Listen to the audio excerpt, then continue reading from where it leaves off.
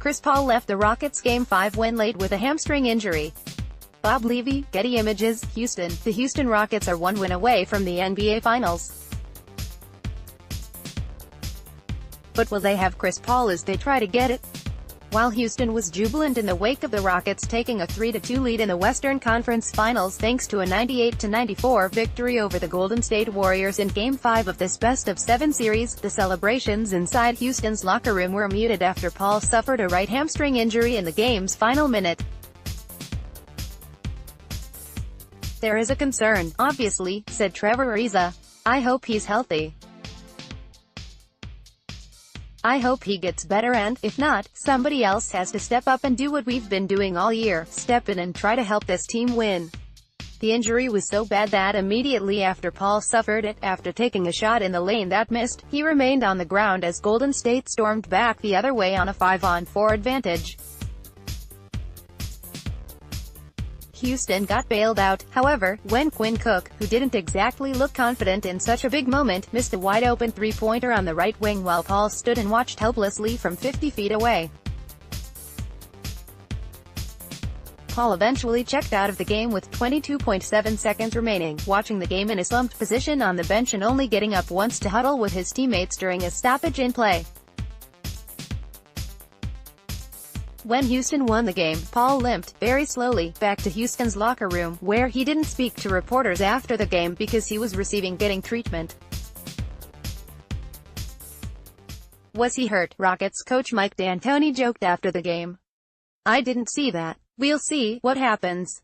He'll be evaluated tomorrow. But obviously you saw him limp off, and he's a tough guy. So they'll do whatever they can do. If he's there, great, good for him.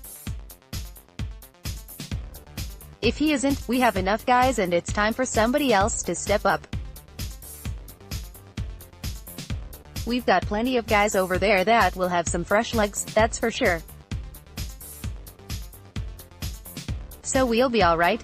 Whether D'Antoni is actually right about that remains to be seen. Houston was already operating on a thin margin. He's essentially employed a six-man rotation the past two games, with Gerald Green getting about 15 minutes as the seventh man. Paul carried Houston in the second half, scoring 18 of his 20 points. James Harden, meanwhile, has missed 20 consecutive three-point attempts since the second quarter of Game 4, and went 5 for 21 in Game 5 overall. He's known for declining as a series goes on. Now he may have to carry the entire load for the Rockets. It wasn't clear early Friday morning whether Paul would fly to Oakland for Game 6 on Saturday night. Given how he looked at the end of Game 5, it might make more sense for the Rockets to leave him here and give him 3 days to recover, presuming Houston loses Game 6, to then attempt to play in a Game 7 back here Monday night. Houston. For the better part of 2 seasons, the Golden State Warriors have been on cruise control. They waltzed through the playoffs last year in one of the dominant postseason performances of all time, winning their second title in 3 seasons with just one postseason loss. Many expected a similar display this postseason. The Houston Rockets have other ideas, and after dealing the defending champs a 98-94 loss in Game 5 of the Western Conference Finals, the Warriors find themselves, stunningly, on the brink of elimination. For the second straight game, the Rockets outplayed the Warriors in the fourth quarter, this time winning the final 12 minutes by a 27-22 margin. Golden State will return home for Saturday's Game 6 trailing the best-of-7 series 3-2. The Warriors find themselves in this position following a frenetic final 2 minutes that saw the game devolve into a series of mistakes and one key player, Houston's Chris Paul, being knocked out of the game, and possibly the remainder of the series, with a hamstring injury. As the second half that saw 16 lead changes and 9 ties dragged on, the Rockets held a 95-94 lead with 1:21 remaining after Houston's Eric Gordon and Golden State's Draymond Green exchanged three-pointers. Then Pall tried to put up a shot in the lane that missed, and he fell to the ground grabbing at his leg. With Pall prone on the floor, Green pushed the ball up court, knowing his team had a man advantage. Ball found its way into the hands of Quinn Cook, the former DeMatha star who started the season in the G League. Cook, who frankly looked terrified to even be on the court in such a situation, had so much time that he bobbled the ball twice before eventually corralling it. With no one within several feet of him, he let fire an off-target three-pointer. Another Rockets miss at the other end, this time by Harden, led to a timeout for Golden State, which had a chance to take the lead while Pall watched from the bench. But Stephen Curry's runner on the right side missed, and Houston's Trevor Ariza grabbed the rebound. Ariza was immediately fouled, but made just one of two free throws, giving Golden State back the ball, with a chance to bring it the length of the floor, with 6.7 seconds remaining. But after Curry took the inbounds pass, he threw it ahead to Green, who simply dropped the ball for Golden State's 18th and final turnover. Houston's fans went home happy, albeit with no small amount of concern about the fate of Pall's hamstring. The All-Star guard was seen limping very slowly into the locker room after the game. His status for Game 6 remains in question. Gordon led Houston with 24 points off the bench, while Pall had 22-18 of which came in the second half, to go with 7 rebounds and 6 assists. Harden had 19 points and 4 assists but shot 5 for 21 overall, including a staggering 0 for 11 from beyond the arc. Golden State, however, couldn't take advantage. Kevin Durant led Golden State with 29 points but settled for too many isolations during the game, taking the Warriors out of their offense. The Warriors also got 23 points from Klay Thompson and 22 from Curry and 12 points, 15 rebounds and 4 assists from Green, but only got 8 combined points from the other 6 players that saw time in this game.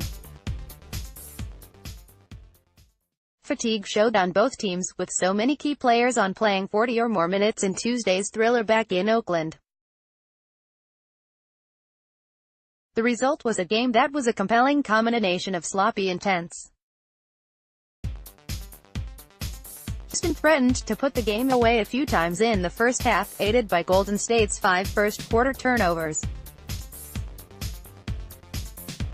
The Warriors, much like they were in a Game 2 loss here, were sloppy the entire first half and had 9 giveaways by halftime. Houston was unable to take advantage.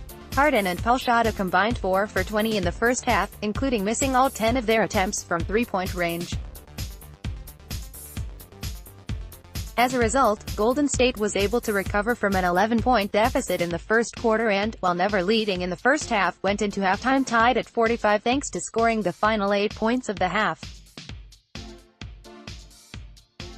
The second half then devolved into a tense, taut affair, with the lead going back and forth and the score rarely going more than 3 points in either direction. But it was Houston that made enough plays down the stretch.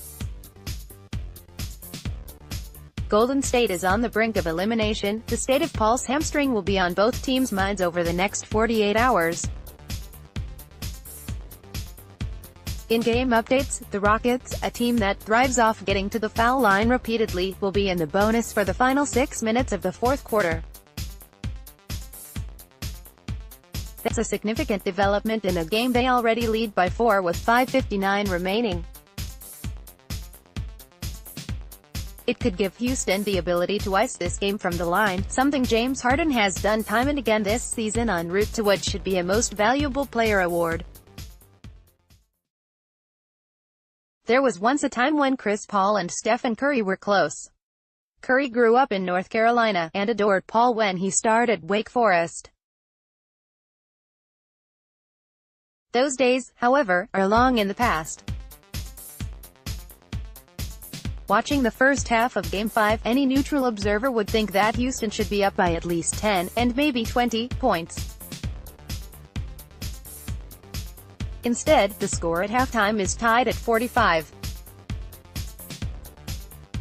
Golden State held Houston scoreless over the final 3:15 of the first half, scoring the last 8 points on a 3 by Kevin Durant, plus 2 more free throws and 3 free throws from Draymond Green.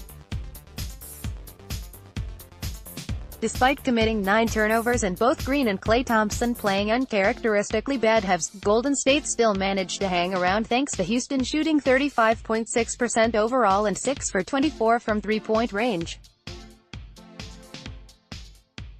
James Harden is 4 for 13, including 0 for 7 from 3, while Chris Paul has 2 points, missing all 7 of his shots.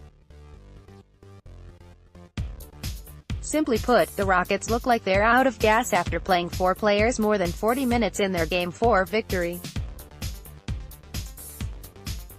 Tough to see Houston winning unless that changes. Before the series started, I wrote about how I believed Clint Capella was the X-factor that could tip the Western Conference Finals in Houston's favor. In the biggest game of this NBA season, he's been the X-factor that has Houston ahead late in the first half. Capella has 8 points, 10 rebounds and 2 incredible blocks, stoning Draymond Green and Kevin Durant at the rim, to prop up the Rockets, who are 6 for 43 from the field and 5 for 23 from 3.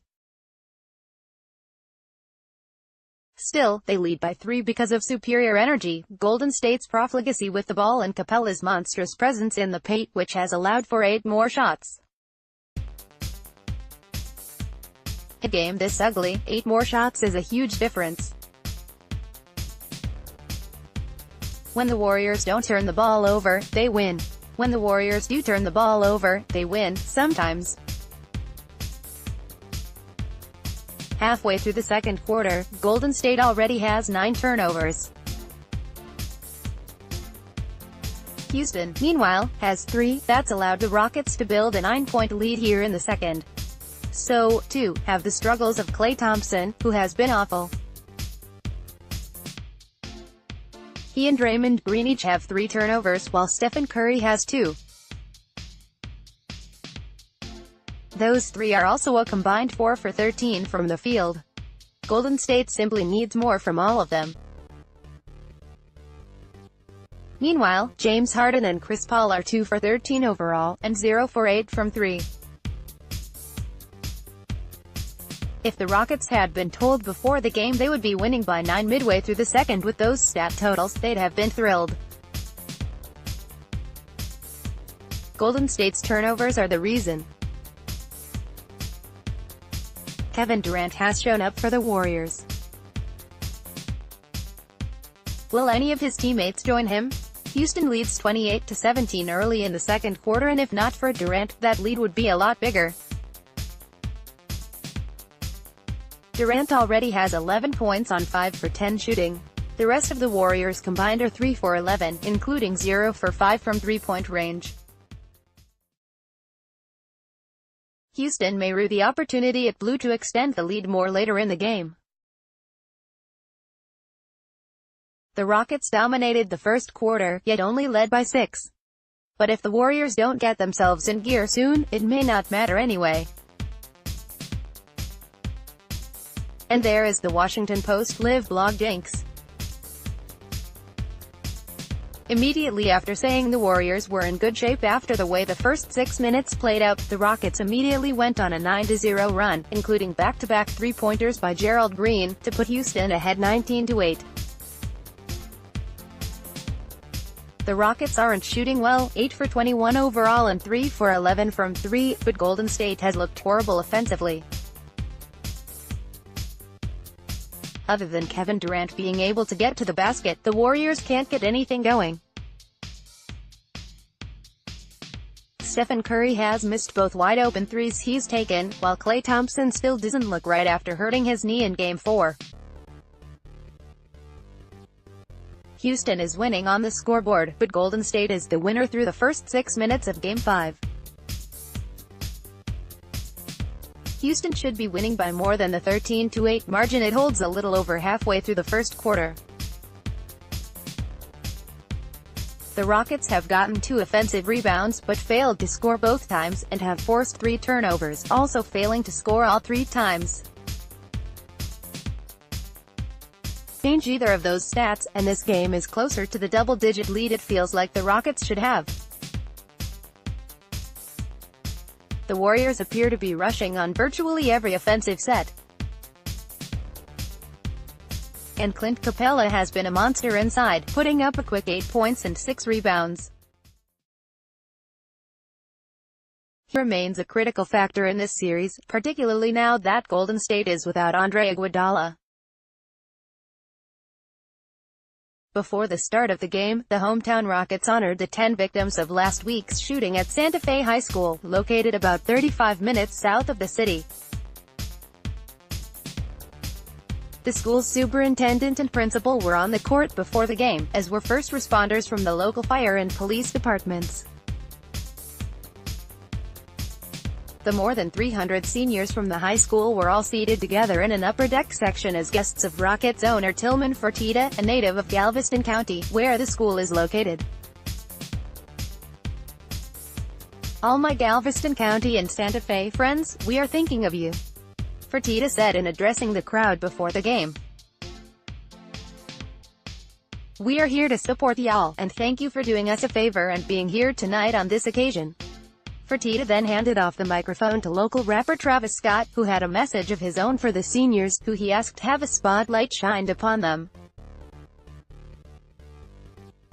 "We love you," Scott said. "You are the strongest people on this earth. Thank you for being heroes to all of us. Let's go Rockets." 12 honor students from the school were on the court holding American and Texas flags, and 9 members of the school's choir that sang the national anthem. A crisis has been averted in Houston before Game 5. Well, not really, just the appearance of one. About 75 minutes before Game 5, 3 people were huddled on the court, inside Toyota Center, 2 of them holding towels, and staring at the ceiling as liquid dripped down to the court. It looked like there was a roof leak, which is the last thing anyone wanted before the biggest game of the season. It turns out, though, that the issue was slightly less problematic. A short time later, it was discovered there wasn't a leak. Instead, a water bottle had tipped over on the catwalk above the court, spilling the water onto it. The bottle was retrieved, the water cleaned up, and the game will go on as scheduled. The Western Conference Finals between the Golden State Warriors and Houston Rockets was billed, at the start, as a clash of the Titans.